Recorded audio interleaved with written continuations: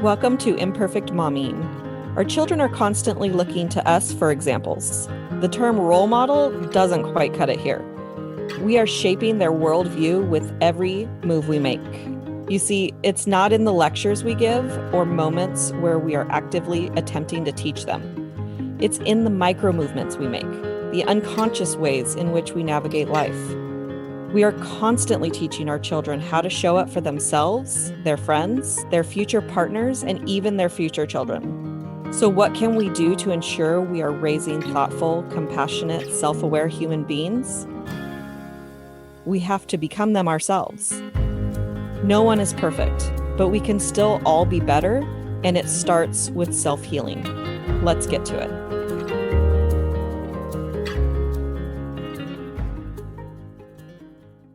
Welcome back to the Imperfect Momming podcast and our parent support call pre-recorded lesson. And last week we talked about SIP, staying in the present, and this week we're going to talk about parenting from fear versus faith. Take it away, Melanie. Yes, welcome back, everybody. Yes, and absolutely. When we do take that sip, use that tool where we breathe, because really that's what it is. It's reminding us, take that sip of breath, right? Which is stay in the present.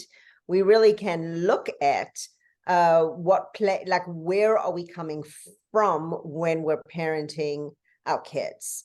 Are we coming from a place of fear, and what does that look like? Or are we parenting from a place of faith, and what does that mean, and what does that look like?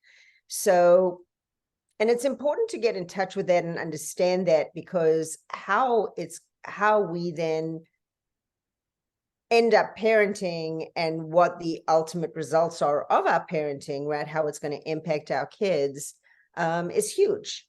One of the things that you and I had discussed was that when we parent out of fear, a lot of times that can lead to like our controlling behavior, because we are afraid of something that's going to come from a decision that we make or something that they do. And we have this belief that we can actually control.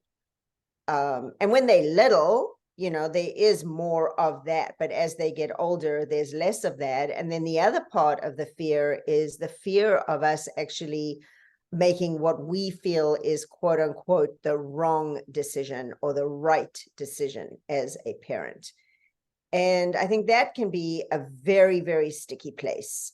So let's open that. Let's open that up. Yeah, because a lot of the times I was having a conversation with a friend of mine about people who come into our lives as lessons. And when somebody comes into your life and that they're the wrong person for you, and I'm speaking romantically, or even we are having trouble with our words today, and our trouble with our mouth working correctly. Yes, yes. Okay, we're going to tell on ourselves. We're totally going to tell on ourselves. Go for it, my love. Go for it. Tell on us. Tell on me. So very quickly, we started recording this recording, and I was so with my words that we started the recording over because it's pre-recorded and not live. Otherwise, you would have seen my Yeah, but we're not going to do that. We're not going to do that for me. So I'm the one that gets thrown under the bus this time, but it's okay. Let's stop and start over. No. No. Okay. No, we've got some good nuggets in here. So yes, you do.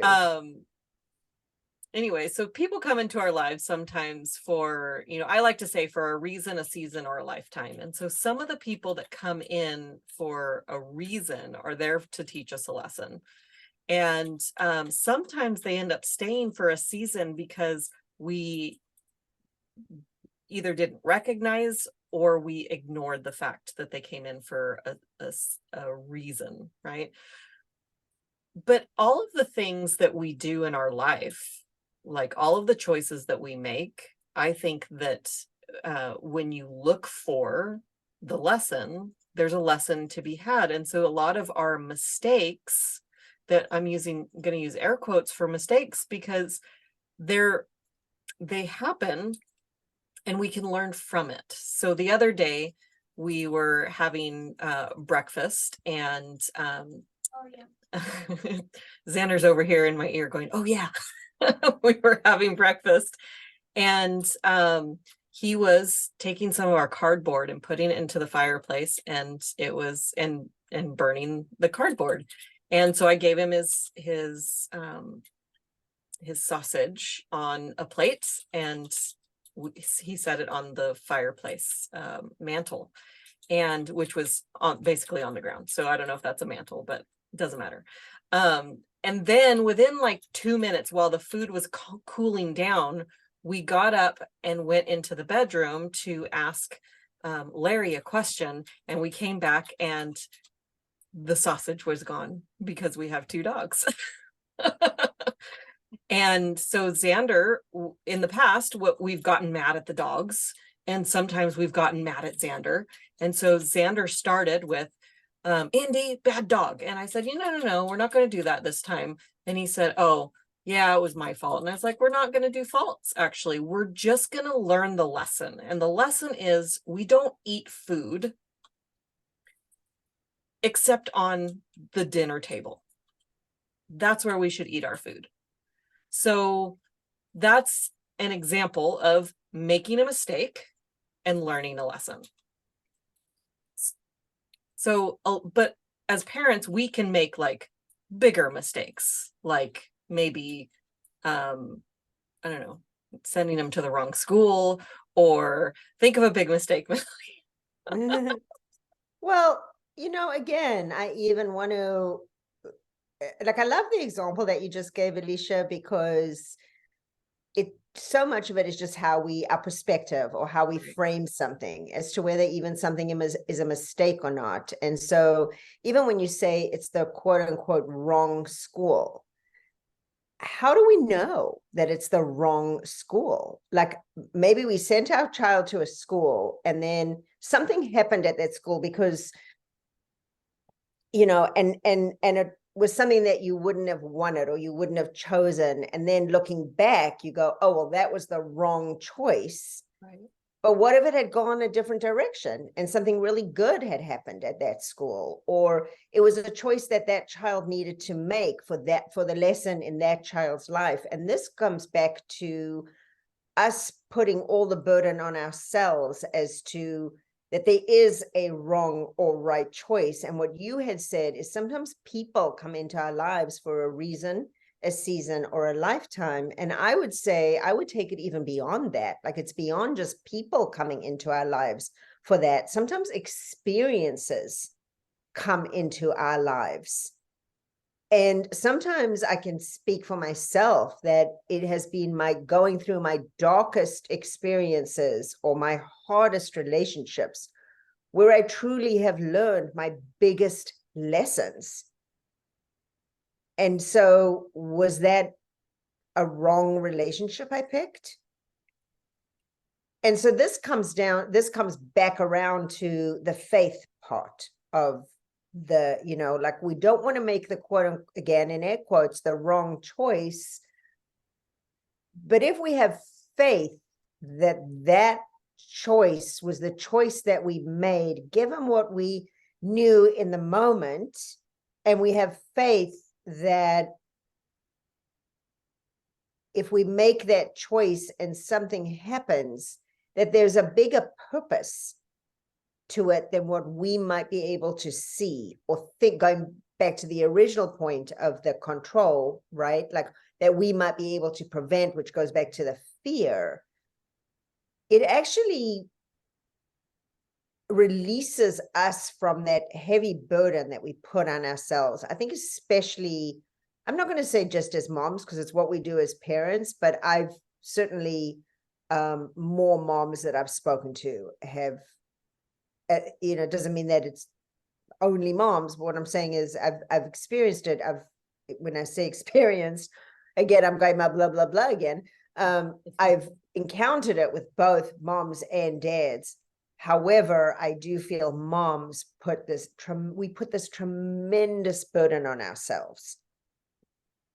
And it's like, an example of something that we would say was a mistake is if our child wants to play football and then they join the football team, and during that time, when he's on the team, he gets a concussion. And we might think, oh, well, that was the wrong mistake. Football's dangerous. We never should have done that.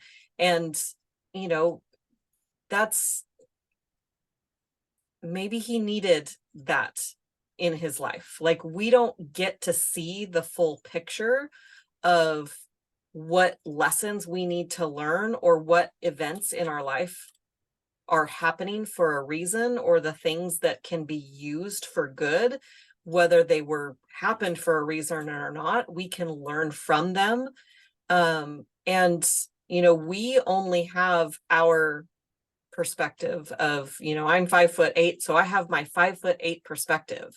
But if you're a 6 foot tall person is going to have a 6 foot tall perspective of the area. And so if you look it up and you're thinking from, this larger perspective of what are the things that my child needs in their lifetime experientially, and we don't even have to find ways for them to experience those things. We just have to have life happen, and they're going to experience what they need to experience. And that's, I think, what we mean by parenting by faith. Right. And I mean, I'm going to jump off of your example. I have a mom who went through that I worked with, and she felt terrible because when her daughter was younger, her daughter had wanted to do, I can't remember, it was dance or I think it was gymnastics actually. And her daughter fell off the beam. And her husband had actually said to her, I don't want her to do gymnastics. She's going to get hurt.